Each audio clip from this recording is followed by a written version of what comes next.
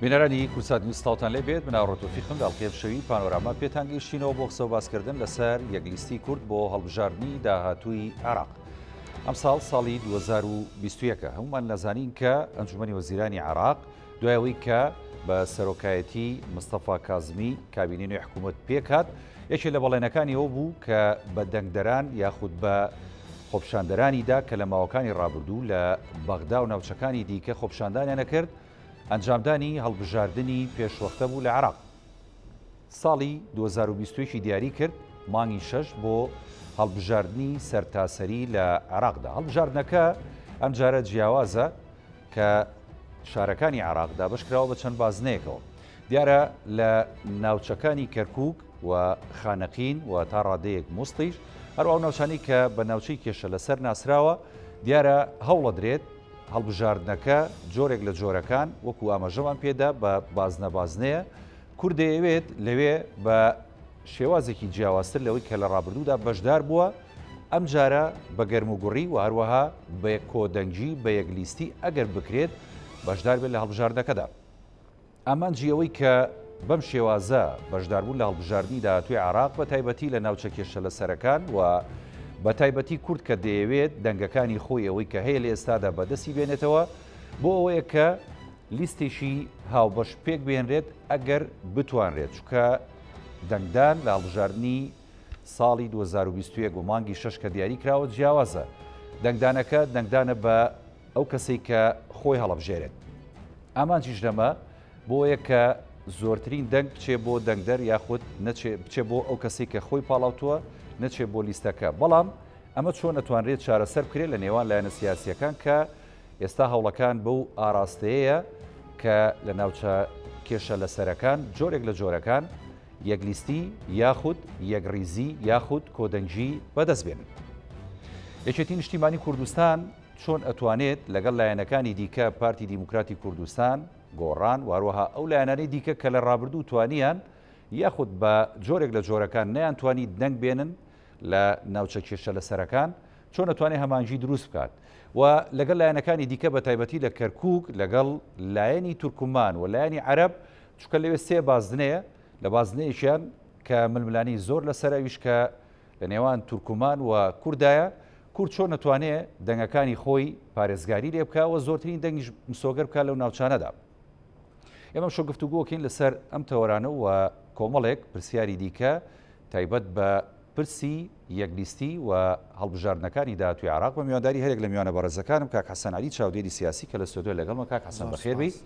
هەروە کاک هیوا سەید سەلیم ئەندامی مەکتەبی سیاسی حیزبی زەحمەتکێشانی کوردستان لە ڕێگەی سکایپەوە لەگەڵمانە. کاک هیوا سڵاوتان لێبێت. کاک محەممەد نەسەدین سکرتێری مەکۆی کەرکووکی بزوتنەوەی گۆڕان لە شاری کەرکووک لەگەڵمانە. کاک محەممەد جەنابیشتان سڵاوتان لێبێت. سەرەتا لە کاک حەسەنەوە دەست پێکەم. کاک حەسەن یەکلیستی بۆ کورد تا چەندە گرنگە لە هەڵبژاردننی داهاتووی عێراق چونکە ومانەزانی هەڵبژاردنەکە چارە نووسازە و کوردیش ئەوێت ئەو دەنگانی کە لە ئێستادا هەیەی پارێزگاری لێ بکات نەوەک دەنگی زیاتری لێ بڕات. دەست خۆش سڵام بۆ جەنابەت و بۆ بینەرانە بۆ میوانەکانش. دیارێ ماگە باز لە هەڵبژاردن بکەین و هەڵبژاردن لەسەر ئاسی عێراق شێوازەکەی گۆڕاوە و یاساکەی گۆڕاوە. لە ئێستای هەڵبژاردنەکان هەڵبژاردننی تاکە کەسیە بن و بازنەکان فرەبازنا بن بە پێی کۆتایی ژنان و ئێمە وەکو کورد وەکو نەتەوەی کورد ئەبێ بیر لەوە بکەینەوە ناوچە کێشە لەسەرەکان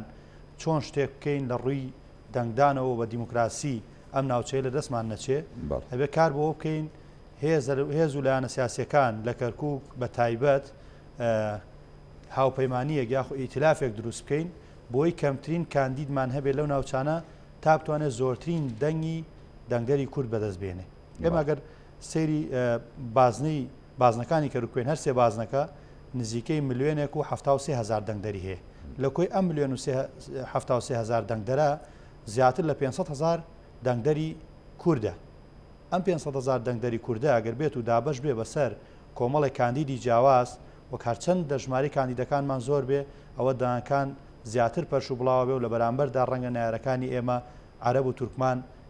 بە کەمترین کاندید و بە یەکگرتووی بێنە پێشەوە بتوانن زیاتر لە قورسایی خۆیان بەدەست بێنن. بۆیە پێویستە لەم کات و ساتێک کە ئێمە بەرەو هەڵبژاردنەکان هەنگاوەنین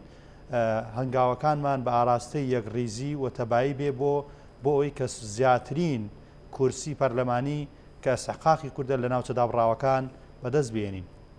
و لەم بارێشەوە هێزە کوردستانیەکان و مەڵبەندی کەرکووک کاری باشیان کردووە لە هەماهەنگی و بەدواداچوونان بۆی کە چۆن بگەنە سیغەیەک بۆ هەڵبژارنی داهاتوو کار بکەن و داوا لە پارتیش لەوانەیە بکرێ بۆی کە ئەوانش بێنە پێشەوە و لە چوارچێوەی هێزە کوردستانیەکان بەیەکەوە کار بکەن بۆ هەڵبژارنی داهاتوو و ئەم هەڵبژارنە ڕەنگە ڕێگە بەوە نەدا کە پەرت و بڵاویمان هەبێ و کاندیدی زۆرمان هەبێ و بە شێوازێک بێ منافەسەی خۆ بە خۆمان هەبێت بە تایبەت لە بازنەی دوو کە بازنەیەکی مشتەرەکە لە بینی هەرسێ پێکاتەکە تورکمان دەنگی یەکەمە لە بازنەی دوو و کورد دەنگی دووەمە و عەرەبیش بە هەمان شێوە دەنگی هەیە و ئەومان بیر نەچێت لە بازنی یەک کە زۆرینەی کووردە لە هەمان کاتدا دەنگی عەرەبیش هەیە ئەگەر بێت و یەک کاندیدی بەهێز بێن نەوێ و ئێمەش پەرت و بڵاو بین لەوانەیە زەربە بەرکوت بکەوێت بۆیە هەڵبژاردن زمانی تیانە ئەگەر بێت و هەوڵەکان چڕ نەکرێتەوە و کار بۆ یەک ڕێزی نەکرێەوە کار بۆ نەکرێ هەموو هێزەکان بە پێی قورسایی خۆیان بەشداری بکەن و بگەنە ڕێکەوتنیەکی پێشوەختە بۆی کە بە ئامادەسازیەکی وردەوە بچنە سەر ئەم هەڵبژارنانەی کە دێ ئەمە هەنگاوێکی باشە بێت ڕەنگە لە کوردستان لە هەرسێ پارێزگا چوار پارێزگاکەی کوردستان کێشەیەکی ئەوتۆ نەبێ سەرنجام هەمووی کووردە سەرنجام هەمووی کووردە بەڵام ئێمە کێشەکەمان لەسەر ناوچە دابڕاوەکانە ناوچە دابڕاوەکان ئەگەر لە ڕووی هێزیشەوە کورد ئێستا لەوێ نەماوێ بەڵام لە ڕووی دەنگ و قورسایی دەنگدەری کوردەوە تا ئێستا ئەتوانین بڵێن کورد هێزی یەکەمە ئەگەر بێت و بە دیموکراسی ژێمە ئەو ناوچانەمان لە دەست بچێ محاڵە بتوانین بە ئاسانی بەدەستیان بێنەوە بۆیە هەموو هەنگاوەکانە بێ بە ئاراستەی هەستکردن بە بەرپرسیارەتی بێ و ئەم هێز و لایەنانە هەمووی بە ڕوحێکی نەتەوەیایی بە ڕوحێکی کوردانە کار بۆ بکەن کە هەڵبژارنەکە ئەم جارە لە بەرژەوەندی کوردێک لای بکەنەوە دواتر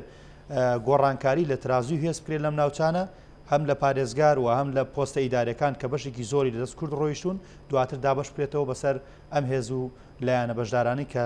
بەیەک کاوپەیمانی ئەسنە هەڵبژارنەکانەوە وەکو کورد بۆیە گرنگە هەموو لایەنەکانی لێک بدرێتەوە و هیچ مەجالێک نێڵێتەوە بۆ کەم و کورتی و بۆ منافەسا و بۆ منافەسی خۆ بەخۆ دەست خۆشکاک حەسەن دواتر دێمە و خزمەت جەناب بە تایبەتی لەسەر گۆڕانکاری هێز دوای هەڵبژاردنەکان چۆ گرنگە بە حەقەتی قسەی لەسەر بکەین بەڵێ کاک محەممەد نەسەدین جەناب تاوەکو سکرتێری مەکۆی کەرکووشی بزوتنەوەی گۆڕان ینی گرنگە وەکو کاک حەسەن ئاماژەی پێدا ینی هەڵبژاردن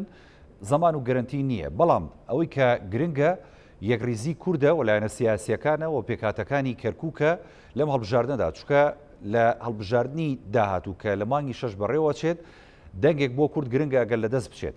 و ئەگەر بەدەستیش بێت بەڕاستی ئێمە چینە پێشەوە و کاک حەسەن ئاماژەی پێدا ئەو کاتە تۆتوانی یانی تەوازنی هێز لە کەرکووک یەکلای پێیتەوە لە بەرژەوەندی کورد لە ئێستادا ئەوەی کە هەیە لە کەرکووک لە نێو پێکاتەکان و لایەنە سیاسیەکان ئەو ئاراستەیە بینرێت کە بەرەو یەکریزی بەرەو کۆدەنگی بەرەو یەکلیستی بڕات پێشەکی سڵاو ڕێزم بۆ میوانە بەرەزەکان بۆ جەنابتش سپاس دیارە ئەوەی کەوا گرنگە لەم هەڵبژاردنەی ئێستا ئەگەر بێت و یەک ریزی یەک هەڵوێستی یەکلیستی لە کوردستانە گرنگ بێ بۆ کەرکووک و ناوچە کوردستانیەکانی دەرەوەی هەرێم ئەوەی لە دوای ریفراندۆم و لە 16 ئۆکتۆبرە لە دەستماندا پرسێکی چارە نووسازە بەڵام کاتێک کە ئێمە باسی یەک ریزی و یەک هەڵوێستی و یەکلیستیش دەکەین ئەوەی کە زۆر گرنگە تەجروبەکانی ڕابردوو ئەوەی سەلماندووە لە یەکلیستی گرنگتر یاخۆ دەجار لە یەکلیستی گرنگتر ئەوەی ڕازگۆیی لەگەڵ یەکلیستیە مێژووی هەڵبژاردن لە شاری کەرکووکە ئەوەی سەلماندووە کورد لە هەموو هەڵبژاردنەکانە براوەی یەکەم بووە یەکەم هەڵبژاردن لە عێراقدا لە کەرکووکە کە دەکرێت لە 1925 دەکرێت لە فترەی حکمی مەلەکیدا لە 1925ەوە تا 1958 مانگی دوو 16 خولی ئینتیخابی هەبووە لە سەرجەم ئەم خولانە کە ماوەی 28 ساڵە نوێنەرانی کورد لە کۆی 90 نوێنەرانی کەرکووک لە کۆی 90 نوێنەری شاری کەرکووک 60یان کوردبوونا تەنها دوو عەرەبی تێبووە یعنی بۆ نمونە لە شاری کەرکووکە بۆ یەکەم جار نوێنەرێکی عەرەب بە ناوی کەرکووکەوە بچێتە پەرلەمان لە دوای 11 ساڵ لە پرۆسەی هەڵبژاردن عەرەبێک بۆ یەکەم جار دەبێتە ئەندام و نوێنەری کەرکووک لە ماوەی فترەی حکمی مەلەکیدا تەنها دوو عەرەب دەبنە نوێنەری کەرکووک لە پەرلەماندا و لە دوای 2003شەوە لە ماوەی 4 خولی هەڵبژاردندا لە کۆی 46 ئەندام و نوێنەری کەرکووک 25یان کورد بوونە کەواتە ئەمە ئەومان بۆ دەسەلمێنێ کوردی کەرکووک لە پرۆسەی هەڵبژاردن لە پرۆسەی دیموکراسیات دائیمەن براوە بووە و یەکەمی شاری کەرکووک بووە کەواتە بۆ ئەم کاتە بوتەیەک هەیە زۆر جا دۆستانی کورد باز لەوە دەکەن دەڵێن کورد جەنگاوەری باشە دەستکەوتەکانی کە بە قوربانی و جەنگ بەدەستی دێنێ دوایی لەسەر مێزی گفتوگۆ لە دەستی دەدا من پێم وایە ئەمڕۆ ئەو ڕۆژە هاتووە کە ئەم وتەیە پێچەوانەوەکەین ئەوەی کەوا لە گەمەی سەربازی و لە پەنجەڕاوەشاننمان لە حکوومەتی عێراق لە دەستماندا ئەم جارە دەکرێت لە ڕێی گفتوگۆ و لە ڕێی هەڵبژاردن و دیموکراسیت ئەو دەسەڵاتانە بەدەست بێنێ بۆیە من پێم وایە یەک لیستی و یەک هەڵوێستی لە شاری کەرکووکە بۆ ئەم قۆناغەی کەرکووک پرسێکی چارە نووسازە بەڵام ئەوەی جەختی لەسەر دەکەمەوە تەجروبەکانی ڕابردوو ئەوەی سەلماندووە و ئێستای کەرکووکش ئەوەی سەلماندووە چەندە یەک لیستی گرنگە ئەوەندەش ڕاستگۆیی لەگەڵ یەک لیستی گرنگە چەندە تەبایی و یەک هەڵوێستی گرنگە ئەوەنەش ڕاستگۆیی لەگەڵ تەبایی و یەک هەڵوێستیا گرنگە کاک محەممەد ڕاستگۆیە ئەبینرێت لە نێوان لایەنەکانە ینی متمانە گەڕاوەتەوە لە نێوانیانە ئەوەی کە ئێستا لە شەقامی کەرکووکا دەیبینین بۆ نمونە کاتێک کە ئێمە ئێستاکانە کەرکووک لایەنی سیاسی هەیە کەرکووک بەداگیرکرا و وەسف دەکا هێزێک لە ناو شاری کەرکووکایە دوو لیوای شورتەی ئیتیحادیمان هەیە لە ناو شاری کەرکووکە لایەنێکی سیاسی بەداگیرکەری وەسف دەکا و ئامادەنیە تەعاملی لەگەڵەکە هەر هەوێزە هەر ئەو دوو لیوای شورتە ئیتیحادیە کە دەگوازرێنەوە بۆ شنگال بە هێزی پارێزگاریکەری لە شەرعیەت ئەژماری دەکا ئێمە لە ناو شاری کەرکووکە لایەنی سیاسی هەبوو دوو پۆستی قایمقام کە قایمقامی ناوەندی شاری کەرکووک و قەزای دوو بەس تەسلیمی عەرەبێک و تورکمانێک دەکا لەبەر ئەوەی کەرکووک بەداگیرکرا و دەزانێ بەڵام هەر لە شنگالە هەوری بەدەستێنانی قایمقامەکەی دەدا لە ڕێی ئەو هێزەی کە لە کەرکووک بەداگیرکەریدا ئەنا ئێستاکانە حکوومەتی هەرێم مقاتعی کەرکووک دەکا وەزیرەکانی حکوومەتی هەرێم سەردانی کەرکووک ناکەن بەڵام وەزیرەکانی حکوومەتی هەرێم دەبینین دەچن لەگەڵ حکوومەتی ناوەند تەعامل دەکەن و حکوومەتی ناوەند و ئەو حکوومەتی ناوەند و وەزیرەکانی بە شەرعی دەزانن بەڵام لە ناو کەرکووکە هیچ وەزیرێکی کورد و حکوومەتی هەرێم ئامادەنی تەعامل لەگەڵ ئێستای کەرکووکا بکە ئەمە پێمان دەڵێ ئەوەی کە زۆر گرنگە لە یەکلیستی و یەک هەڵوێستی گرنگتر بێ ڕاستگۆییە لەگەڵ یەکلیستیە و ڕاستگۆییە لەگەڵ ئەو بڕیارە سیاسانی ئەیدەبینین بۆیە زۆر گرنگە ئێمە کە باس کەرکووک دەکەین بۆ ئەم قۆناغا کە بڕیاری سیاسیماندا دەبێت ڕاستگۆ بین و هاوسەنگش بین لە بڕیارەکانمان ناکرێ ئێمە شنگال بە چاوێ سیر بکەین و دووس بە چاوێ سیرکەین هەوڵ دەین دەسەڵات بجێڕینەوە دەسەڵاتمان بجێڕینەوە بۆ شنگال لە ڕێی موسەساتی حکوومەت و وەزیری ناوخۆ اتفاق بکات لەگە حکوومەتی مرکزیە بۆ ئەوەی دەسەڵات و قایمقام بگەڕێتەوە بۆ شنگال بەڵام بۆ دووس کە هەر لە ماوەی 5 ڕۆژدا دوو گەنجی کورد لەوێ شەهید دەکرێن کە تا ئێستا کەس نازانێت چێ لە پشت شەهیدکردنیانەوەیە هەمان هەڵوێستمان نەبێت کەواتە دەگەڕێمەوە سەر ئەو خاڵی چەندە یەکلیستی و یەک هەڵوێزی گرنگە دەیان ئەوە ڕاستگۆیی لەگەڵ ئەو یەکلیستی و یەک هەڵوێستیە گرنگە ئەمڕۆی کەرکووک ناکرێ ئێمە جێگری محافزی مووسڵ وەرگرین بە هاوبەشی بە ڕێکەوتن لەگەڵ کوتلەی مواتنی فالح فەیاز بەڵام ئامادە نەبین لەگەڵ لایەنە کوردەکانی ڕێکەوین پارێزگارەکەی کەرکووک لە سەردەمی خۆیان وەرگرینەوە کەواتە ئەمڕۆی کەرکووک قوربانی ئەوە بووە بە یەک چاوسەیر نەکراوە بە چاوی بانێک و دووەوە سیر تەعاملی لەگەڵا کراوە بۆیە ئەگەر بێت و ئێستاش لە بڕیاری سیاسیە هەموو لایەنەکان ڕاستگۆ نەبن لەگەڵ کەرکووک لە تەبایی و یەکریزیە ڕاستگۆ نەبن لەگەڵ کەرکووک لێ یەکلیستیەکەش ڕاستگۆ نەبن لەگەڵ کەرکووک پێم وایە ئەم تەجروبەی دێتە پێشمان تەجروبەیەکی قورسە لەبەرەوەی یاساکە بە شێوەیەکدا ڕێژراوە بەڵێ تەحەکومکردن بە دەنجی دەنگدەرەوە کارێکی قورسە بۆیە دووبارەی دەکەمەوە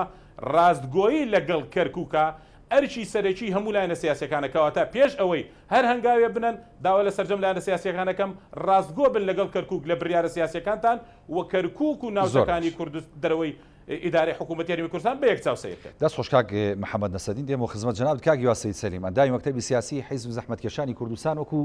کاک محەممەد نەسەدین ئاماژەی پێدایانی چەندە گرنگە یەکلیستی بۆ کەرکووک و ناوچە کێشە لە سەرەکان ئەوەندە گرنگە کە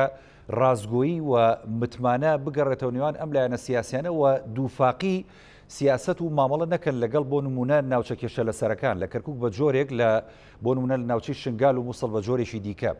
لە ئێستادا ئەتوانێت لایەنە سیاسیەکان وە کورد ئەو ناکۆشیانەی کە هەمانە وەلای بنین و ئەو ناتەبایی کە لە ڕابردوودا لە هەرێمی کوردستان هەبوو لە نێوان لایەنە سیاسیەکان ئەمە جارێکی دیکە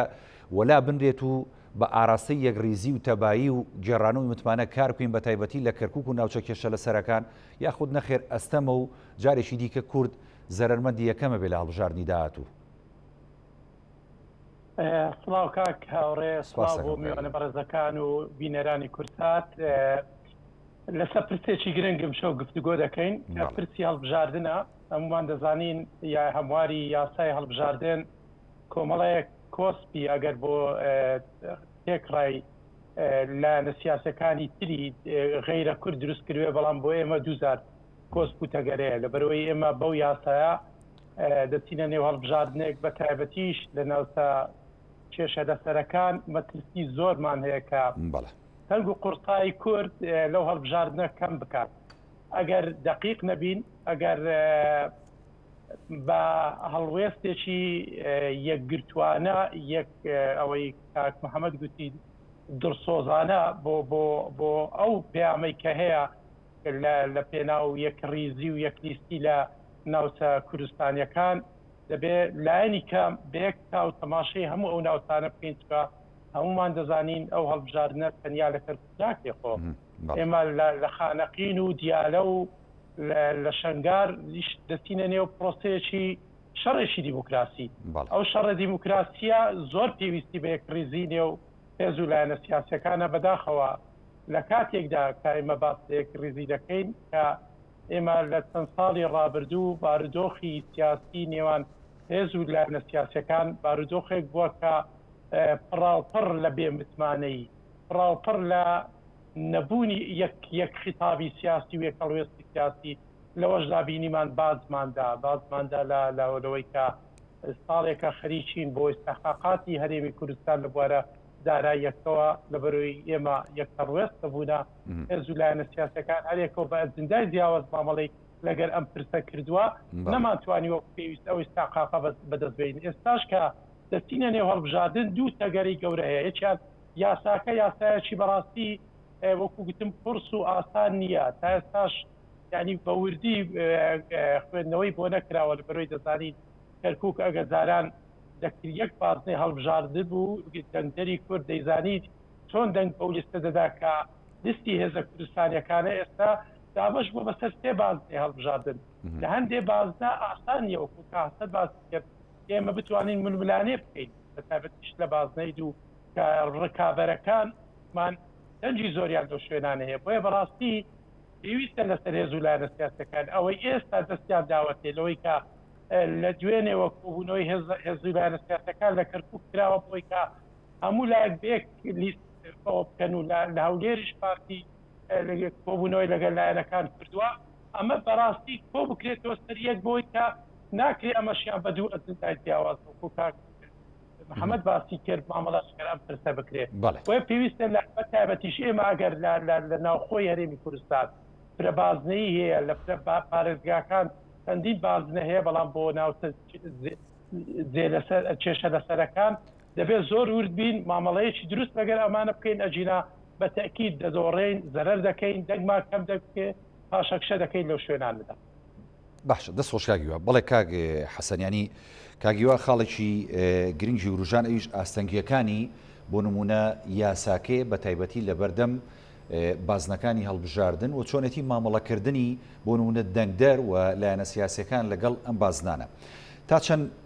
یاساکە لەمپەرە بۆی کە کورد نەتوانێت دەنگەکانی خۆی بەدەست بێنێتەوە سەرڕای ئەوەی ئەگەر ئێمە ناکۆشی و ناتەباییشمان هەبێت. دیارە مابێ سەرەتا کارێکی ورد و جدی لەسەر وەشیارکردنەوەی دەنگدەرەکانی خۆمان بکەین. ئێمە تەماشای پارێزگای کەرکووک بکەین لە 165 دەنگدەرانی هەموو کەرکووک کارتی بایۆمەتریان نوێ کردوێتەوە و ناو ئەم 165 160 کورد کە زۆرترین ڕێژەی دەنگدەری کەرکووک کا بۆ نمونە لە ناو کووردا 160 نوێی کردوێتەوە تورکمان 158 عرب 140 دقیقن بەڵێ کورد و شیارترە بە بەراورد بەوانەی تر و حریستریشە بۆ دەنگدانەکان بەڵام ئەمە کافی نییە بۆ ئێمەوەکو کورد لەبەر ئێمە ململانەیەکی قورسمان لەسەرەوەم ناوچانە ناوچی باو باپیرمانەوە بە مێژوو ئەمە خاچی ئێمە بۆ ڕۆژ بە ڕۆژ بەهۆی تعریب و بەهۆی دەرکردن و دواتر بەهۆی هۆکاری جیاجیا تا گەیشتوتە ئێستا ئەیانەوێ لێمان داگیر بکەن بۆ ئێمە بێ ئێستا بە دەنگ ئەتوانین ئەم خاکە بپارێزین بۆیە گرنگە هەموو دەنگدەری کورد بەوردی کار لەسەرەوە بکات بچێ کارتی بایۆمەتری نوێ بکاتەوە دواتر بە ئالێتێک بازنەکان جیاکرێتەوە سنووری بازنەکان جیاکراوەتەوە و دەنگدەرەکان ئاشناکەن بۆی کە چۆن بچێ لە شوێ دەنگ بداوە کاندیدەکانی ئەوان چێ بن کە ئاسانکاریەک هۆشیاری ئەبێ شوێ بیکە بێ لایەنە سیاسەکان بیکەن یاخود چۆنە ئەم هەمانگە چۆن دروستەکە بە دڵنیایی ئەرکی یەکەمی ئەبێ کۆمیسیۆن ڕوونکردنەوە ئەداوە وەشیاریش بڵاوکاتەوە بەڵام ئێمە وەکو کورد پێویستە چاوەڕێی هیچ کەسێک نەکەین ئەبێ هێز و لایەنە سیاسی کوردیەکان هەرێکە بە پێی توانای خۆی لە کەناڵە جیاجیەکانی خۆیەوە ئیتر کار بۆ ئەو بکات کە ئەم وەشیاری بە تەواوی بگەێنێ و ناکرێ ئێمە چاوەڕێ بکەین کە بەڵام ئێمە هەنگاوە نبینین تا ئێستا دیارە لە ئێستا کار لەسەرواکرێ کۆدەنگیەک دروست بکرێ بۆی کە هیچ نەبێ ئیتلافێکی هاوبەشە بێ و کۆبوونەوەکان ماڵبەندی کەرکوو کۆبوونەوەیان کردو لە حزبی شوێ و لە شوێنەکانی تر خەریکی ئەوەن کە هێز و لایەنە سیاسەکان لە یەک نزیک بنەوە و ئالێتێکی بدۆزنەوە بۆی کە چۆن بەیەکەوە کار بۆ بکەن کە دەنگی کورد کۆ بکەنەوە ئەمە ئەمانگاوێکی باشەوە دڵخۆشکەرەوە چاوەڕوانەکەین کە ئەو لایەنانی دەرەوەی ئەم کۆبوونەوەش بەشدار بن بۆی کە ومێدی زیاتر هەبێ بۆ خەڵکی کەرکوو و گرنگە کار بە داتا و ئاماری دقیق بکرێ وردەکاریەکان ینی هیچ شتێک فەرامۆژ نەکرێەوە کاری جددی بکرێ بۆی کە ئەم هەڵبژاردنە هەڵبژاردنێکی سەرکەوتن بێ بۆ کورد سەر ڕای یاساکە یاسایەکی نوێ بۆ خەڵکی عێراق و بۆ دەنگدەری عێراق و بۆ دەنگدەری کەرکوو بۆیە ئێمە کاڵین کەرکوو دیارە هەموو ناوچە کێشە لە سەرەکان پێویستە هێزە سیاسەکان تایە تەباو یەکریز بن بۆی کە بتوان دەنگدەرەکانی خۆیان وشیار بکەنەوە و کارتی بایۆمەتریان بۆ نوێ بکەنەوە ئەو سێ موالیدەی کە ئێستا ئەتوان خۆیان تۆمار بکەن تۆماریان بکەن هەموو ئەمانە لە بەرژەوەندی کوردن و کوردیش لەبەرەوەی کە لە ماوەکانی ڕابردوو غەدری لێکراوە لە ئێستاشە بەم شێوازەی دارەدانەی شارەکە ڕازی نییە بۆیە من تەسەورەکەم جیاوازتر لە جارەکانی تر هەوڵی بەشداریکردنی باش بدەن ئەوە لە کاتێکدا کە ئەما بێ هێزە سیاسەکان ڕێنوێنی هەموو خەڵکەن و خۆشیان یەکگرتو تەبابن ناوخۆشیانە ینی لەسەر ئەساسێکی تەندروست کار بۆ بکەن کە ئەم شارە لەلایەن ئەوانەوە بڕێوە برێ پۆستەی دارەکان لە نێوان خۆیانە بەڕێوەی بەرن و لە هەڵبژارنەکان هەمانجیەک بن و کار بۆ نەکەن کە تەنها یەکتر فری و بدەن لە دەرەوە مەسەرەن خەڵک ڕەشبین بکەن و لە ڕێگەی کۆمەڵی کەناڵێن بینیمانە لە ئێستاە جارێ هەڵبژارنەکان دەستی پێ نەکردووە کار لەسەر ورەی خەڵکەکەن یانە میزاجی خەڵکێک بدەن بە هەندێک جار باز دەواکرێت لە ینی لە دەرەوەی کەناڵە ڕسمەکان دەنگدەری کورد دەنگی دابەزێ هەموو ئەمانە پروپاگەندەن کورد دەنگدەرێکی سابت و کۆنگرێتی هەیە و نیوەی زیاتری دەنگدەری کەرکوو کووردە و ئەمە هیچ مناقەشەیەکی تیانی و هەڵبژارنەکانی کە جەنا بەدامەژت پێدا کە لە 16 کورد چوە بۆ وەرگرتنەوەی کارتەکە ینی خۆی ئەمە دلیلە بۆی کە کورد ئامادەیە و ژمارەیەکی زۆر خەڵکیش هۆشیارە بۆی کە بچێت لە داهاتووە دەنگی خۆی بدات و نەفۆتێ دەنگەکەی کاک هاوڕێم ئەگەر بەراوردێک بکەین لە نێوان دەنگدەری کورد لەگەڵ شارەکانی تری غیرە مەسەر ناوچە دابڕاوەکان ناوچە کوردستانیەکان مەسەن پارێزگاکانی کوردستان دەنگدەری کورد هەمیشە لەبەر ئەوەی لە ڕابردووە زوڵم و زۆرێکی زۆری بینیوە لەژێر سای دەسەڵاتی بەعەس و دواتر ئێستا بە ناوی جیاجیا هەمیشە هەوڵی ئەوەی داوە کە خزمەتێک بکە و خۆی ڕزگار بکە جاران بە شۆڕش بوو بە شۆڕشی چەکداری و ئێستا شۆڕشەکە گوازراوەتەوە بۆ دەنگدان و بۆ هەڵبژاردن پێویستە کاری جددی بکرێ بۆ کۆدەنگی و پێویستە هەموو وردەکاریەکان بۆ خەڵک ڕوون کرێتەوە بەرچاوڕوونیان بدرێتەوە کاراسانیان بکرێ بۆی کە هەمویان کارتەکانیان نوێ بکەنەوە خەڵک بەرەو سنوورخانی دەنگدان بڕات و چونکە ئەم جارە بردنەوەی کەرکووک و گۆڕانکاری لە هێز و ترازوی هێزە کەرکووک سەنگی مەحەک تەنها دەنگدانەکەی بۆ ئێمە کاگە کورد دەنگی پێویستی خۆی بێنێتەوە تەرازوی هێز بە تەواوەتیە گۆڕێ خۆ دە و کاتەش بەغدا هەر ڕێگرێ بێت لە هەندێک گۆڕانکاری ئەزانی چۆنە ڕێگریەکان هەمووی سنوورێکیان هەیە تۆ کە لە چەند جاری ڕابردوو ئێمە کورد یەکەم بووە و دوجار لە 2010 لە دوای 16 ئۆکتۆبەر و ڕووداوەکانی ڕیفراندۆم گرە و لەسەرواکرێت کە کورد پێشتر بەوەی هێزەوە توانیوێت ئەم دەنگانە بێنین خۆشبەختانە کورد پێچوانە بۆ نیوەی کورسەکانی هێناوە ڕەنگە دەنگی تریشمان بە فیڕۆ چوو بێ جارەگە تەبابین و بە یەکلیسی بچینە ئەم جارەگە تەبابین و شێوازی داڕشتنی کاندیدەکانمان و لەکوێ پێویستە ئافرەت دابنین و لەکوێ پێویستە چەند کاندیدمان هەبێ و هێزەکان چۆن لە یەک نزیک بنەوە بۆ دیاریکردنی کاندیدەکان و پشتگیریکردنی کاندیدەکان من تەسەورەکەم کورد بتوانێت بە ئاسانی حەوت کورسی لە کەرکابەرێک کە ئەستحقاقی خۆیەتی. زۆر باشە دەست خۆش کاک حەسەن. بەڵێ کاک محەممەد نەسەدین ینی لە ماوەکانی ڕابردوو کۆمەڵێک ینی پیلانجێڕیمان بینی لە کەرکووک بە دیاریکراوی بەرامبەر بە ینی ئۆفیسی کەرکوشی کۆمیسیۆنی باڵی سەربەخۆ بژاردنەکان دیارە کە بەرپرسەکەی کووردە لەلایەن هەندێک لە نەتەوەکانی ئێوە ینی تانەوە سکاڵات درا لە سەریان. لێسادا ئێمە گەر کورد لایەنە سیاسیەکان تەبابین وەکو جەنابەت دەڵی و ڕازگۆ بین لە ناو یەکە ئەتوانین ینی ئێمە بەربگرین بەم پیلانژێڕیانی کە هەیە بۆ ئەوەی کە دەنگی کورد یاخود کورسیەکانی کورد لە هەڵبژاردننی ئایندەی کە بڕیارە بەڕێوە بچێت لە مانگی 6 بە فیڕۆنەچێت و بتوانین ینی ئەو پیلانژێڕیانە ڕابوەسێنین تا ڕادەیەک. دیارە من لە سەرەتای قسەکان ماوتم زۆر گرنگە ڕازگۆ بین لە تەبایی و یەکلیستی لە بینی لایەنە سیاسەکان. بەشی دووەمی تەواوکەری ئەوەی کە کورد دەکاتە براوەی گەورەی انتخابات ئەوەیە کە ئەمجا دەبێ لایەنە سیاسیەکان متمانە لە بینی خۆیان و دەنگدەری کورد لە شاری کەرکووکە دروستکەنەوە. دیسانەوە ئەرچی سەرەکی لایەنە سیاسی کوردەکانی شاری کەرکووک ئەوەیە کە دەنگدەری کورد ئاشکەنەوە لە بەرەوەی پرۆسەی دەنگدان ئەمجارە زۆر گرنگە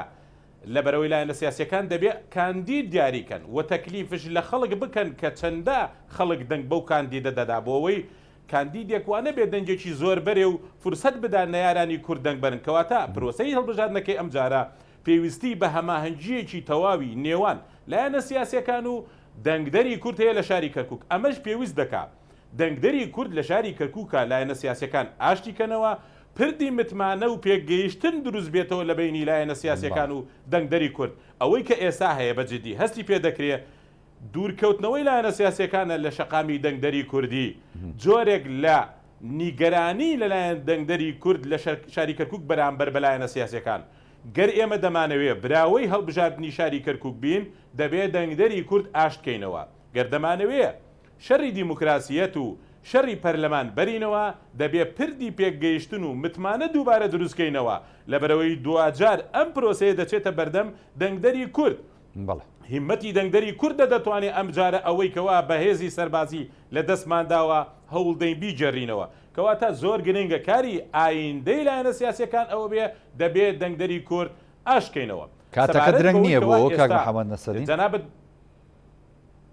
من پێم وایە هەندێک خاڵ هەیە ئەوەی کە جەنابەت باست کرد تایبەت بە بەرامبەر کۆمیسیۆنی هەڵبژاردن کرا لەو خاڵەوە دەتوانین دەرگایەک بۆ ئاشتکردنەوەی دەنگدەری کورد بدۆزینەوە ئەو بەیاننامەی بەڕێزت باسی دەکەی سێ لایەنی تورکمانی و لایەنێکی عەرەبی چەند ماوەیەک لەمێ پێش بەیاننامەیەکیان دەرکرد دژی بەرپرسی کۆمیسیۆنی هەڵبژاردننی شاری کەرکووک ئۆفیسی کەرکووک داوای لادانیان ئەکرد تەنها تومەتش کە ئەیاندایە پاڵی کوردبوونی ئەو بەڕێوبەرە بوو وە لە بەیاننامەکەشا بەزەقی داوای ئەویان دەکرد کە بەڕێوبەرە کوردەکان لە هەندێ دام و دەستگای کەرکووک دوور بخرێنەوە کە ئەمە بۆ خۆی دژی یاسای عێراقیە کە دەستوری عێراقیە کە لە دەستوری عێراقیە هەموو عێراقیەک مافی بەدەستهێنانی هەموو پۆستێکی هەیە بەدەر لە ڕەگەز و ئاین و نەتەوە و مەزهب ئەوەی کە پێمان دەڵێ ئێستاش عەقڵیەتێکی شۆفێنی لە ناو شاری کەرکووکە هەیە بە هەموو شێوەیە کار دەکا بۆەوەی کەوا کورد کە ئێستا بۆ خۆی لە زۆرێک لە یەکە ئیدارەکان دوور خراوەتەوە لەو پۆستانەی بەدەست شێوێتی دوور کرێتەوە یاخۆت تەواو کورد پەراوێز خڕێکەوە تا ئێستا سیاسەتێک هەیە لە شاری کەرکووک هەوڵ دەدا کورد پەراوێز خا لە ئیدارەدانی ئەو شارە ئەرچی لایەنە سیاسیەکانە ئەم مەترسیە بۆ خەڵکی ڕوونکەنەوە و بەڵێن و پەیمانش بە خەڵکی بدەن کە بە عەقڵیەتی ڕابردوو سیاست ناکەن کە بە عەقڵیەتی ڕابردوو تەعامل لەگەڵ کەرکووکان ناکەن دەرگای ئاشکردنەوەی دەنگدەری کورد پێم وایە ئەوەیە یەکەم ئەو مەترسیانەی کە ئەمڕۆ لەناو شاری کەرکووکە لەسەر دواڕۆژی کەرکووک و لەسەر چارەنووسی کەرکووک و ناوچە کورسانەکان هەیە زۆر بەڕوونی بێ پەردەڕوونی کەینەوە و دەبێت پەیمانی شەرەف بدەن لایەنە سیاسیەکانی کەرکووک بەوەی کە ئەمجارە ڕازگۆ دەبن بەوەی کە ئەمجارە کەرکووک ناکەنە قوربانی بەرژەوەندی حیزبی ناچن وەکو 2014 یەکلیستی دروستکەن دوایی لایەنێکی سیاسی یەکلیستێکە تێکدا لە بەرەوەی بە سەرۆکی ئەو یەکلیستە ڕازی نەدەبوو بەڵام دوای ماوەیە هەر ئەو سەرۆکی لیستە ئێستا وەفاتی کردو ئەوان بوو بە کەسێکی نزیکی ئەوان کەواتە ئێمە ڕازگۆ بین لەگە خەڵکە و خەڵکش ئاشتکەینەوە بڵێ کاری لە پێشینەی لایەنە سیاسیەکان گەر وەک بەڕێزش دەڵێ ئێستا دواکەوتووە زۆر گرنگە دەنگدەری کورد ئاشتکەینەوە زۆر گرنگە متمانەی پێ دروستکەین بەیانی کە لایەنە سیاسەکان دەچنێت دەرگاکەی پێی دەڵێن ئەبێ ئەم ژمارەیە دەنگدەن بە فلانە کاندیدی کورد بۆ ئەوەی دەرچێ و ئەوەندەی کەش دەنگدەن بە فلان کاندید لەبەرەوەی یاساکە بۆ خۆی ئەبێ لایەنە سیاسەکان تەحکوم بە دەنگدەری کوردەوە بکەن تەحکومش بە دەنگدەری کورد لە ناو شاری کەرکووکە دەبێت لەسەر متمانە و سقە و خۆشەویستی دروست بێ دەبێت لەسەر ئەساسی ڕازگۆیی دروست بێ دەنگدەری کورد کاتێ دەنگ دەدا بە لایەنە سیاسەکان نوێنەرەکانیان کە بزانن ئەم لایەنە ڕازگۆیە لەگەڵیان ئەو وعدەی دەیدا جێبەجێی دەکا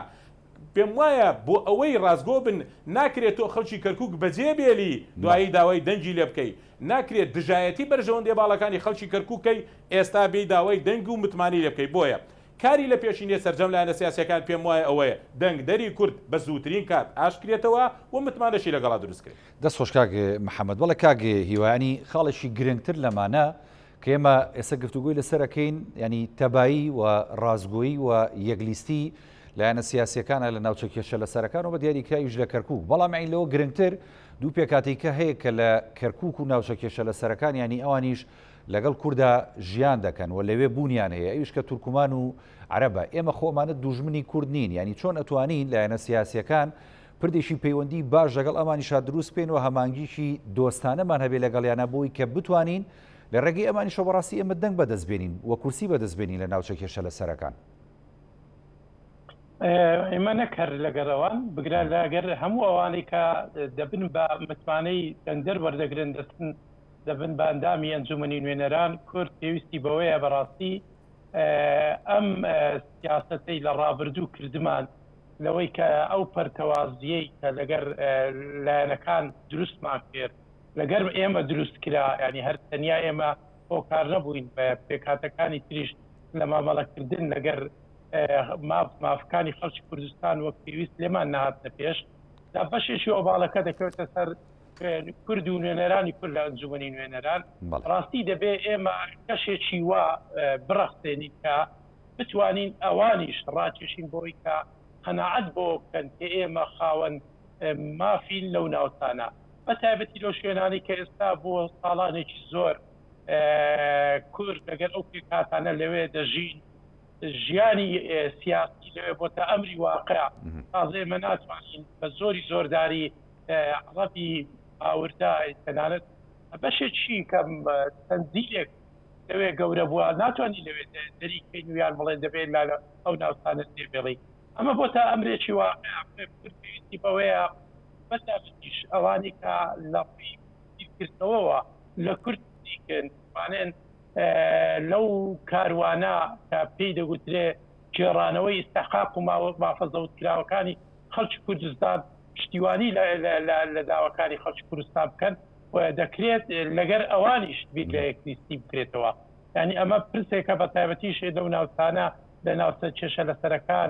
لە کەرکووک لە شەنگار خانەقین لە دیالە لە هەموو ئەوانە خۆ کورد پێشتریش ئەزمموی یەکلیستی لەگەر پێکاتەکانی تر لە دیالە هەبوو لە دیت هەبوو لەوەی کە ئێمە دووسخورماتوک و قەزایە کە ئێستا زۆرترین فشاری لەسەرە توانیمان نوێنەراتی دووسخورماتوو لە ئەنجومەنی پارێزگای تریت بینەوە لە ئەنجومەنی نوێنەران ببێنەوە بۆ ئەمە بیرۆکەیە کە دەکرێت لایەنە سیاسەکان ئیشی لەسەر بکەن ینی بەدەر لە یەکریزی نێوان هێز و لایەنە سیاسەکان لەگەر پێکاتەکانی تیش هەڵش تر کاگاڕێکە زۆر گرنگە یارێکە لایەنە سیاسەکان دەبێت لە خۆیانی بکەن دەبێت بزانن کە چێکاندید دەکەن ئەمە زۆر زۆر مهمە چکە ئەگەر لە پارێزگاکانی تری عراق خەڵک کێشەی خزمەتگوزاری هەبێ ئەوە بۆ ئێمە کێشەی ئێمە لە پاڵ کێشەی خزمەتگوزاری کە لە ئەنجومەنی نوێنەران زەختی لێ دەکرێتەوە ئێمە کێشەی سیاسی و دەستوریمان هەیە ئێمە لە ڕێگای پرسە دەستوریەکانی خۆمان دەتوانین زامنی جێڕانەوەی ئەو ناوسانە بکەین کە هەر ڕۆژ کە دەبینین ئێستا لە پەلکانە تعریف دەکرێت لە دووسخورمات و کوردە کوژرێ کورد وێران دەکرێت دەربەدەر دەکرێت بۆیە ئێمە لە پاڵ کێشەی خزمەتگوزاری کێشەی سیاسی و دەستوریمان هەیە بەڵێ ئەوانەی کە نوێنەراتی کورد دەکەن لە ئەنجومەنی نوێنەران دەبێت معنی بن بە پرسی سیاسی دەستوری نەکەرەوە بڵێت ئێمە ڕێزم هەیە بۆ سەرۆک عەشیرەتێک کاندید بکەین وەکو ئێستا پێکاتی پەرلەمانی کوردستان دەبینین لە ڕووی نەوعیەوە بەڕاستی زۆرترین ڕەخنەی ئاراستە دەکرێت بۆ ئێمە بۆ بردنەوەی ئەم شەڕات سیاسی دەستوریە پێویستمان بەوەیە کە جوابی ئەو پرسیارەمان لابێکە کورد و لایەنە سیاسەکان چێ کاندی دەکەن بۆی توانن لەو شەڕ سووریا براوە بن لە بەغدا. دەست خۆش کاکیوە بەڵێ کاک حەسەنیانی ئەو خاڵەش زۆر گرنگە یعنی تۆ ئێستا بۆ نمونە هەوڵەکە ئەوەیە کە یەکلیزبی وە کۆدەنگبی و بتانی ئەو دەنگی کە هەیە لەوێ بەدەست نەچێکەی کووردە بەڵام لەوە گرنگتر ئەوەیە کە تۆ چێ کاندیدێکی کە بتوانێت لە داهاتووە ئەم شەڕەت دەستوری و سیاسی و یاساییە بۆ تۆ بکات کە مافی کورد لەوێ بەدەست بێنێتەوە وەکوی کاک حەسەنیش کاک محەممەد نەسەدینیش ئاماژەی پێدا ئەین تۆ کاتە دەنگدەری کەرکووک وە کوردیش ئاش کردەوە لەگەڵ لایەنە سیاسیەکانە بەڕاستی بەدڵنیاییەوە دیارە ئێمە کە لەم هەڵبژارنێم جارە چەندە حەزب گرنگە ئەوەندەش کاندید گرنگە چونکە بێت دەنگدەر دەنگ بە کاندیدێکەدا کە ناگەڕێتەوە بۆ لیستەکە لیست نییە بۆ منە جاران کاندیدەکەشی بەدڵ نەبووایە بەڵام لەبەر حزبەکەی دەنگی بە لیستەکەدا و دواتر ئەچووە سەر کاندیدەکان بەڵام لە ئێستا کاندیدەکان ئەبێ کەسانێکی خاوەن توانا و ئەزمون و ناسراوی ناو ئەم شارە بن و جێگەی متمانەی خەڵک بن و جێگەی متمانەی حزبەکانیان بن و جێگەی متمانەی هەموو ئەو دەنگدەرانە بن کە لە داهاتووە بە شێوازێک بن کە بتوانن ئازارەکانیان کەمکەنەوە و کێشە و گرفتە سەرەکیەکانی ئەو شاری کە تایە بنوێنەر بۆیان کەمکەنەوە و هەرێکەوە لە بوارەکەی خۆیان خاوەن پسپۆڕیەک بێ و خاوەن شارەزاییەک بێ و خەڵک بیانی بزانێت کە ئەمە کەسێکە فعلن کە دەنگەکەی داتێ نوێنەی ڕاستەقینی ئەوە بەیانی ئەتوانێت چارەسەری ئەو کێشانی بۆ بکە کە پێوەیە ناڵێنە ساڵانێکە و بۆیە دیاریکردنی کاندید ڕەنگە بڵێم زۆر گرنگە و زۆر کاریگەرە و ئاسانیش نابێت بۆ حزبەکان کاندیدەکانێک لای بکەنەوە چونکە فشاری زۆرەکەوێتە سەر لایەنەکان و فشاری زۆرەکەوێتە سەر ئەوانەی کە کاندیدەکان دیاریەکەن و دیاریکردنی کاندیدەکان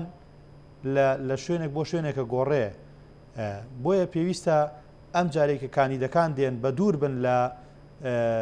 هەندێک مۆرکی خێڵایەتی یاخود بوونی سەرمایەداری ئەمانە کە چکە ئەم بازنە بچووکانە زۆر جار بە حکمیەوەی دانیشتوانی ئەو ناوچەیە لە یەکەوە نزیکن سەرۆک عشرەتێک ڕەنگە بتوانێت کۆنتترۆلی ئەو ناوچەیە بکە و بۆ خۆی ئەو ناوچانی کە زیاتر مەسەرەن خێڵەکی و عشاری ئەوانی تا بەربڵاوەکو ئەزین لە ناوڕاست و خواری عێراق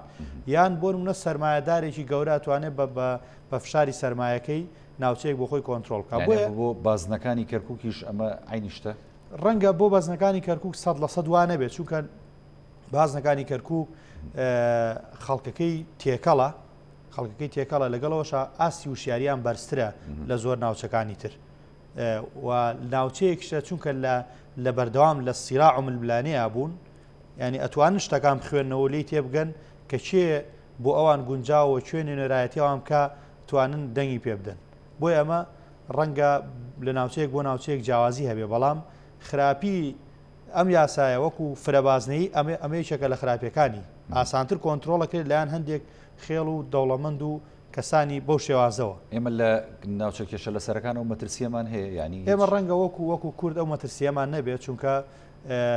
وەکو باسمان کرد دەنگدەری کورد و شیارترە لە هەندێک ناوچەی تر و لەگەڵەوەشدا ئەم هێزە سیاسیانی کە لە کەرکووکن هێزێکن کە زیاتر بەلایەنەوە گرنگ نییە کە مەسەن عشرەت و پارە ئەوانە چێ خزمەتەکات چێ ئێوێ نوێنەرایەتی ڕاستەقینی ئەم خەڵکە بکات کار لەسەر ئەواناکەن و ڕەنگە خۆیان بۆ کاندیدەکان گەڕن بۆی کە کەسانێک دۆزنەوە دڵخوازی خەڵک بن بۆی کە بتوانێت خزمەتی ئەم خەڵکە بکە و ئەو کێشە کەڵەکەبوانی تا ئێستا چارەسەر نەکرا و ماوەتەوە لە ڕێگەی ئەم نوێنەرانەوە بتوان چارەسەری بکەن و ئەمەش مەهامی پەرلەمانە چونکە پەرلەمان خۆمانە زانین دوو دەسەڵاتی سەرەکی هەیە کە یاسادانان و چاودێریکردنە پێویستە بە یاسام ئەو کێشانی کە چارەسەر نەکراوە چارەسەر بکەوە چاودێری ئەوانش بکرێکە پێویستیان بە چاودێریە باش دەست خۆش کاگێ حەسەن کاگێ محەممەد نەسەدین ینی هەندێک جموجوڵە بینین لە ئێسادا لایەنە سیاسیەکانی هەرێمی کوردستان ینی بە ئاراستەی ئەوەیە کە بیانێ بۆ هەڵبژاردننی داهاتوو هاوپەیمانێتی یاخود ئیتیلاف یاخود لیستی هاوبەش لەگەڵ هەندێک لایەنی سونە و شیعە پێک بێنن ئەمە بۆ ناوچە کێشە لە سەرەکانەوە بۆ کەرکووک ئەتوانین بڵین بە هەمان شێوە گرنگە و واری دەشتی وا بکرێت هیچ جوڵەیەکی وەها بینرێت لە کەرکووکە دیارە لە ناو کەرکووکە هیچ جۆرە جوولەی چیوانی ئەوەی کە هەیە لەسەر ئاستی هەرێمە باز لەوە دەکرێت کە لایەنی سیاسی هەیە وەفد دەنێرێ بۆ بەغدا وەفدی ناردووە بۆ بەغدا گفتوگۆ لەگەڵ لایەنی سونی و شیعی دەکا بۆ ئەوەی لە داهاتوودا دوای هەڵبژاردنەکان جۆرە ئیتلافێ دروستکەن بۆ ئەوەی پێگەیەکی بەهێزیان هەبێ لە ناو حکوومەتەکەدا ئەوەی کێشەیە ئەم جۆر ئەمە دەکرێت لە خزمەتی کەرکووک بێ لە کاتێکدا ئەو لایەنەی کە ئەو جۆرە هاوپەیمانیە دەکات بە عقلیەتێک بێ خزمەت بە کەرکووک بکە ئەولەوێتی ئەو جۆرە پێکات ئەو جۆرە ئیتلافی کە دروست دەکرێت لە خزمەتی کەرکووکا بێ یاخۆ لە خزمەتی باشترکردنی وەزعی ناوچە کورسانەکانی دەرەوەی هەرێما بێ نەک لە پێناو بەرژەوەندی حیزبی ئەوەی کە جێی داخ بووە ئەوەیە لە ڕابردوودا زۆر جا بینیمانە گفتوگۆکان و هەوڵی دروستکردنی هاوپەیمانێتی و ئەوەی کە کراوە بەهێزکردنی پێگەی سیاسی هەندێک لایەنی سیاسی هەرێم لە بەغدا هیچ کاتێ دەستکەوتی بۆ شاری کەرکووک نەبووە سەرجەم ئەو دەستکەوتانەی کە لە کاتی بەهێزکردنی پێگە سیاسی هەندێک لایەنی سیاسی لە بەغادراوە دەستکەوتی تەنها بۆ حیزبەکە بووە بگرە بۆ هەرێمی کوردستانیش نەیبووە بۆیە ئێمە لەگەڵ هەموو هەوڵێکین پێگەی کورد لە بەغدا بەهێزکە بەڵام ئەو بەهێزیەت دەبێت پێش هەموو شتێ لە قازانجی پرسی کەرکووک و چارەسەرکردنی کێشەی ئەو پرسانە بێ بۆیە ئەو جۆرە هەوڵانە هەوڵی ئیجابین گەر بەم نیەتە بێ نەک لە پێناو بەرژەوەندی حزبی بێ ئەوەی کە بۆ ناو کەرکووکش نزیک بوونەوە لە پێکهاتەکانی تر ئێمە تەجروبەیەکمان هەبوو لە ڕابردوودا لە هەڵبژاردنەکانی ئەنجومەنی پارێزگای کە لە 2005 کرا کورد لستێکی هەبوو بە ناوی لستی برایەتی عەرەب لەو لستە بەشدار بوو کورد تورکمانی تێبوو مەسیحیشی تێبوو لە لستەکەی برایەتی بەڵام ئەو لستە زۆرینەی کورد بوون بۆیە هەر لەو لستە و ببردنەوەی ئەو ژمارە زۆرەی ئەندام ئەنجومەنی پارێزگا توانیمان پارێزگاری کەرکووک بەدەستبێنین کورد کە پارێزگاری کەرکووکی بەدەستهێنا لەبەر ئەوە بەدەستی نێنا کووردە و ئیستحقاقی کورد بوونێتی لە ئیستحقاقی هەڵبژاردن و لستێکی هەڵبژاردن ئەوەی بەدەستهێنا ئێستا ڕەنگە ئەم یاسایە قورس بێ لە ناو شاری کەرکووک ئەو جۆرە تەحالفە بەڵام دەکرێت بۆ نمونە لەو بازنەیەکەوە سێ کورسیە و تەواوی خەڵکەکەی دەنگدەری عەرەبن ئەکرێ کورد هاوکار بێ گەردەنگدەری هەیە لەو ناوچانە بە هەماهەنگی لەگەڵ یەکێک لە کاندیدەکان ئەو دەنگانە بۆ ئەو کاندیدە بێ بۆی ئەو کاندیدە دوا ڕۆژ هەڵوێستی باشی هەبێ یاخۆ جۆرە هەماهەنگی هەبێ بۆ ئایندەی کەرکووک بۆ مەسەلەی کاک محەممەد بۆ مەسەلەی هین کاک حەسەن ئێستا ینی ئاماژی بە شتێکدا بیری خستمەوە ینی کە بەنەتاوایەکانیشە لە کەرکووکە ئەمە چۆن نتوانێت ئیسفادەیان لێ بکرێت چۆن نتوانرێت بۆ نمونەم هاوپەیمانێتی لەگەڵ ئەوانە پێک بێنرێت دیارە کەمان نەتەوەیەکان بە تایبەتی ئەگەر ئێمە باسی مەسیحیەکان کەین ئەوان کورسی کۆتای خۆیان هەیە بەڵام لەوەشدا دەکرێت کورد کەسی باش هەیە لەناو ئەو پێکاتێ لە ناو مەسیحەکان دەکرێت کورد ڕێکەوتنی لەگەڵا بکات دەکرێت کورد هاوکاری بکە بە هەموو شێوەیەک کە ئەو بێتە نوێنەری ئەو پێکاتەیە بۆ ئەوەی لە ئایندەدا تەنسیقی لەگەڵ کووردا هەبێ هەماهەنگ بێ لە پرسەکانی کەرکووک بۆ ئێمە لە ڕابردوودا بینیمان لایەنی سیاسی هەبوو کە بەناوە ئەو بایکۆتی شاری کەرکووکی کردووە بەڵام توانی ئەندام پەرلەمانەکەی کۆتاکان ئەو کەسە بێ کە ئەو دیاری کردووە نەکە دیاری کردووە ئەندامی ئەو حیزبەش بووە بەڵێ من پێم وایە دەتوانین لە کۆتاکانش ڕۆڵ ببینین پاڵپشتی ئەو کەسانە بکەین کە لە هەڵوێستەکانی نزیکن لە کوردەوە و دەتوانین لە ناوچە عەرەبیەکانش و لە ناوچە تورکمانەکانش ئەو کەسانی کە دەزانین باوریان بە پێکەوە ژیانی ڕاستەقینە هەیە باوریان بە ئیدارەدانی هاوبەشی ڕاستەقینەی شاری کەرکووکەیە پێکهاتەکان بە پێی قورسایی و سەنجی خۆیان بەشدار بن لە ئیدارەدانی ئەو شارە باوریان بەوەیە پارێزگاریکردن لە کەرکووک پێویستی بە هەمووە بە تایبەتی هێزی گەورەی کە شاری کەرکووک کە کووردە بۆیە دەکرێت هەماهەنگی و یارمەتیدانی هەر نوێنەری پێکهاتەکانی کەش کە نزیک بێ لە بیر و بۆچن لەگەڵ کوردان من پێم وایە تەرحێکی زۆر باشە و دەکرێت کاری لەسەر بکرێ لەبەرەوەی لە کۆتادا زۆر گرنگە لە بینی نوێنەرانی کورد و نوێنەرانی پێکهاتەکانی تردا هەماهەنگی هەبێ کاتی هەندێ بڕیاری چارەنووساس بۆ کەرکووک دێنە پێشەوە زۆر گرنگە ئەو کەسانی کە دەبنە نوێنەری عەرەب ئەو کەسانە بن کە باوریان بە شەراکەتی ڕاستەقینە هەیە ئەو کەسەی دەبێتە نوێنەری تورکمان باوری بە شەراکەی ڕاستەقینە هەبێ ئەمەش دەکرێت لایەنە سیاسیەکانی لایەنە سیاسە کوردستانەکانی شاری کەرکووک بە ئاشکردنەوەی دەنگدەری کورد و بە تەباوی یەکریزی هەماهەنگیەکی گەورەش دروستکەن و هیچ نەنگیەکی تێ نییە ئەگەر ئێمە پاڵپشتی دا کاندیدێکی عەرەبش بکەین بە هەموو شێوەیە و ئەگەر لە چەیەکە ئەزانین چەند دەنگدەرێکمان هەیە ئەو دەنگانەی کورسودی لێ نابینێ دەتوانین ئاماژە ئاراستەیان کەین دەنگ بدرێ بە دوافولەکەەکانی کۆتایی بەنامەکە نزیکە بمەوە ئەمەوێت دوا سەرنج و پەیامی بەڕێز زۆرگرم دوجار میوانەکانی دیکەش سەرنجی کۆتاییان وەرگرم فەرموو کاک محەممەد لە کۆتاییدا دووبارە دەکەمەوە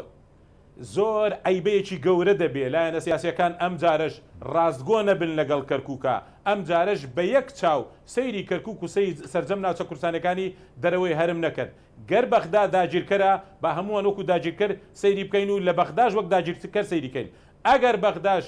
حکوومەتە و ئێمە بەشدارین تێی با ڕاستگۆ بین لە کەرکووکەش وای سیرکەین. دەست خۆشکاک محەممەد نەسەدین بەڵێ کاک هیوا سەید سەلیمیان ئێمەوێ وەکو ئەندامی مەکتەبی سیاسی حیزبی زەحمەتکێشانی کوردستان ینی دوا قسە و پێشنیارت چییە بۆ لایەنە سیاسیەکان بۆی کە لە داهاتوودا ئەم پرسە ببێتە پرسێکی گەرمی نێوانیان و بە شێوشی ڕازگۆیانە گفتوگۆی لەسەر بکەن. کاکاوڕێگەر ئێمە مەترسیەکان وەکو خۆی ببینید بەڕاستی و کاتە دەبێت ئەم مەترسیانە هاندەرمان بێ لەوەی کە هەمومان درسۆزانە بۆ پرسی یەکریزی یەکلیستی نێوان هێز و لایەنە سیاسەکان بەتایبەتیش نەناوچە زێناکۆکان بێ لە پێش لە کوردستان ناکۆچیەکان هەر چۆنێک بن بەڵام نابێ ئەم ناکۆچیانە لە ناوچە زێناکۆکان ڕنگ بداتەوە تا ئێستا ڕەنجی داوەتەوە زۆر باس لە جێڕانەوەی متمانەی دەنگدەری کورد دەکرێ ئەگەر ئێمە یەکریز و تەبانە بین بەیەکەوە بە یەک پەیامی سیاسی لەو ناوچانە بەشداری هەڵبژاردن نەکەین ئێمە ناتوانین متمانەی دەنگدەری کورد بۆ هێز و لایەنە سیاسەکان بجێڕینەوە ئەوە زۆر گرنگە مەترسیەکان لە بەردەم ئایندەی هەرێمی کوردستان زۆر گەورن پرسی هەموارکردنەوەی دەستور یەکێ لەو پرسانە دەبێت کە لە خولی داهاتووی ئەنجومەنی نوێنەرا دەخرێتە سەر مێز و ئەزیندای پەرلەمانی عراقی پێویستە سەنجی کورد لە دەست نەدرێت سەنجی کورد پارێزراو بێ کورد بە یەک دەنجی ئەو ناوچانە مسۆگەر بکات دارشتر بتوانێت لە کەرکووک و لە شەنگار و لە دیالە و لە خانەقین بەڕاستی دەنجی خۆی مسۆگەر بکاتەوە بێنێتەوە. بەڵێ دەستخۆش کاکیوە کاک حەسەنەتوانی ئاماژەبەی بۆ خەڵی کە ینی بیری منخسەوە و دواسەرنج و پەیامی خۆشە لەسەر یەکلیستی لەسەر لە ناوچە جێناوەکان بۆ هەڵبژاردننی داهاتووی عراق. دەستخۆش دیار ئێمە لە سنووری پارێزگای کەرکووک کورسیەکەی بۆ کۆتای مەسیحەکان و ئەم مەسیحیانە خەڵکی ڕەسەنی کەرکووکن و هەمیشە ئاشتی خواز بوون و کاریان بۆ پێکەوە ژیان کردووە لەگەڵ نەتەوەکانی تر بەڵام بەداخۆ زۆر جار بە تاکتیک و فێڵی هەڵبژاردن کەسانی نامستەحاق کە نوێنەر ڕاستەقینی ئەوانین بە دەنگی خەڵکانی تر ئەیکەن بە نوێنەری ئەو پێکاتێ و ئەمە غەدرێکی گەورەی لەوانەکرێ بۆیە ئەکرێ پاڵپشتیان بکرێت لەلایەن کوردەوە بۆی کە نوێنەرێکی ڕاستەقینی خۆیان بنێرنە پەرلەمان و بۆی داکۆچیکەری سەرەکی بێ لە مافەکانی ئەوان وها هەماهنگ بێ لەگەڵ کورد ئەمە لەلایەکی تر ئێمە ئەگەر لە دواساتەکانە ئەم بەرنامەی باس لەوە بکەم کە گرنگە چی بکەین ئێمە زۆر گرنگە هێز و لایەنە سیاسیەکان کاراسانی بکەین بۆ هەموو دەنگدەرانی کوردەوەی کە توانایان نییە ئەوەی کە بۆیان ناگونجێت تیمی گەڕۆک یاخود کاراسانیان بۆ کرێ بۆی بچن بایەمەتریەکانیان نوێ بکەنەوە و حملەی وەشیاری بۆ هەموو خەڵکە ڕابگەێنرێ و لەگەڵ ئەوەشدا ئێمە ئەگەر نمونەی دوو زوەر بگرین دووز لە هەڵبژاردننی پێشوو نەیتوانی بێتە خاوەنی کورسی پەرلەمانی لەبەرەوەی کۆدەنگی نەبوو و ئەم جارە پێویستە سوود لە تاکتیکی هەڵبژاردن ببینرێ گەر پێویست بکە ئافرەتێک یاخود یەکلیستی بکەن لەگەڵ هەندێک لایانی تر بۆی کە کوردێک سەر بکە بەشی ئەومان ڕەنگە دەنگ هەبێت لەو ناوچانە و هەموو ئەمانە ئەگەر بێت و ئێمە بمانەوێ هەڵەکانی ڕابردوومان چاپکەین کە لە کەرکووک لە چەند ساڵی ڕابردوو ڕوویدا بار هۆکارێک ئەبێ یەکڕێزی و یەکتەبایی بچین هەڵبژاردنەکانەوە بۆی کە هاوسەنگی هێز دروست بکەینەوە و ئەو مافانی دەستمان چووە بەدەستی بێنینەوە. سواز بۆ میوانە بەڕێزەکانم کاک حەسەنەلی چاودێری سیاسی کە لە سۆدیۆ لەگەڵ مابووی سوپاس بۆ کاک هیوا سەید سەلیمی ئەندامی مەکتەبی سیاسی حیزبی زەحمەتکێشانی کوردستان کە لە ڕێگەی سکایپۆ لەگەڵ مابووی سوپاس بۆ کاک محەممەد نەسەدین سکرتێری مەکۆی بزوتنەوەی گۆڕان لە کەرکووک سوپاسدانەکەم بەڵێ سوپاس بۆ ژبینەرانی بەڕێز کە تام ساتە بینەرمان بوون خواتان لەگەڵ.